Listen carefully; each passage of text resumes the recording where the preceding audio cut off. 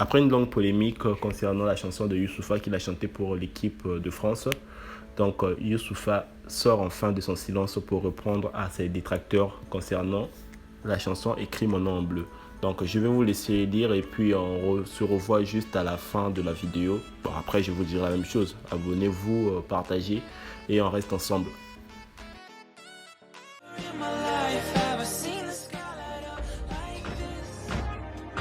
Écris mon nom en bleu, écris mon nom en bleu.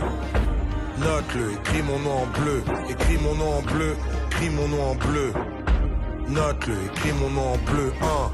Défendre les lignes et les frères d'armes. Et si ça peut le faire, ça peut faire date.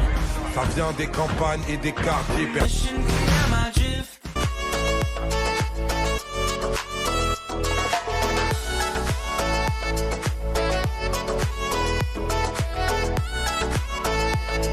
Justement, parce que c'est une grande déception.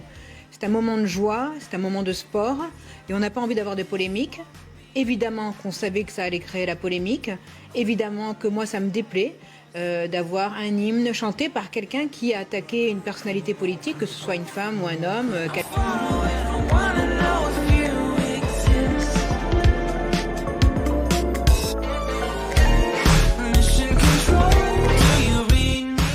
Et moi, je déconnecte, parce que j'ai pas les chaînes d'infos françaises.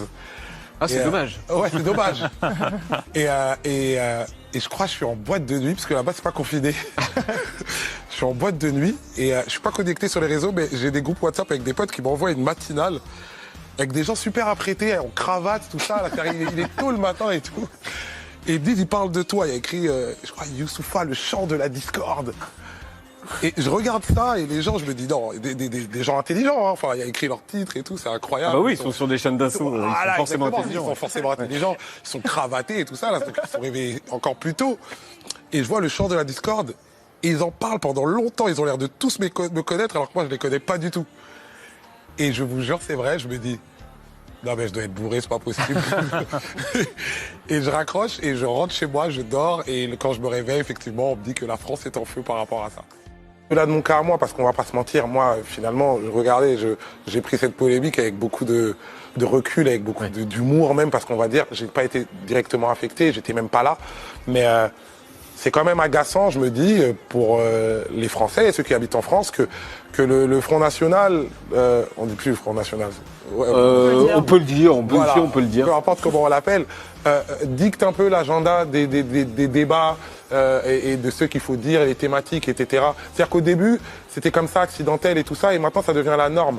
Alors eux, ils peuvent jouer de cette ficelle-là, mais après, le reste du spectre, c'est-à-dire que les médias, les acteurs politiques, les observateurs sont pas obligés de tomber dans cet agenda-là. Ils sont pas obligés de se rabaisser à ce niveau-là. On peut rester aussi digne, garder sa capacité à s'indigner, parce que l'une des raisons pour lesquelles je suis pas revenu, au-delà du fait que j'étais avec ma famille, pourquoi je suis pas allé sur les plateaux et tout, parce que je refuse que justement on me dicte l'agenda de l'action-réaction, c'est-à-dire que tu fais un truc, tu dis un truc, et le Front National le récupère et il faut que tu réagisses. Non, moi je réagis si je veux, et surtout je réagis pas pour des gens comme ça.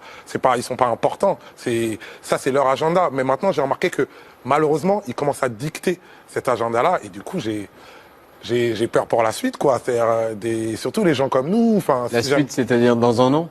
La suite dans un an, parce que je pense vraiment que c'est pas bien parti, et je me permets de parler rarement pour les autres et tout, mais je sais pas si à ce moment-là, il faudra compter encore sur les gens, sur les banlieusards, sur les Noirs, sur les Arabes, pour faire encore barrage. Parce qu'au fait, on laisse tellement avancer toutes ces idées-là, tous ces gens-là, en leur donnant la place et le droit de citer, comme si c'était normalisé, alors que c'est de la médiocrité, sans rester digne. Parce qu'on peut rester digne. Ok, ils ont le buzz, ils ont de l'écho, ok, mais on peut rester digne. C'est-à-dire que voilà, être aussi dans ce pays, c'est rester digne et prendre de la hauteur et s'indigner au moment où il faut s'indigner et ne pas se laisser mener par le bout du nez. Et là, j'ai quand même l'impression qu'ils mènent la barque, et la barque là où elle va nous mener par rapport à ces gens-là. Enfin, c'est des partis qui sont racistes, qui sont antisémites, qui sont homophobes, qui dansent avec des nazis.